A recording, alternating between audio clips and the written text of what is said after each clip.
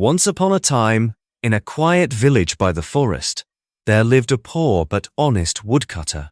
Every morning, he walked into the forest with his axe, chopping just enough wood. Something terrible happened. His axe slipped from his hands and splashed into the deep water below. The woodcutter was heartbroken. It was his only axe. A magical forest fairy rose from the water. She looked at the woodcutter and asked kindly, "Why are you so sad, good man?"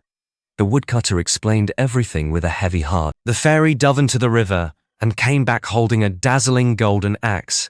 "Is this your axe?" she asked.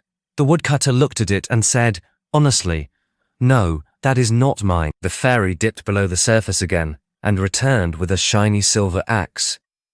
"Is this your axe?" she asked. The woodcutter shook his head. "No." Finally, the fairy brought up an old, worn iron axe. The woodcutter's eyes lit up. "Yes!" he cried. "That one is mine." The fairy smiled with delight. "You are honest and good.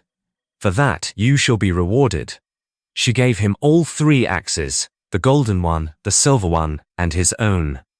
The woodcutter was filled with joy and bowed gratefully. The woodcutter returned home with a happy heart. From that day on, he never had to worry again. But even with his riches, he remained humble, kind, and honest, just as he always had been. And so, the forest whispered a lesson for all to hear. Honesty is always rewarded.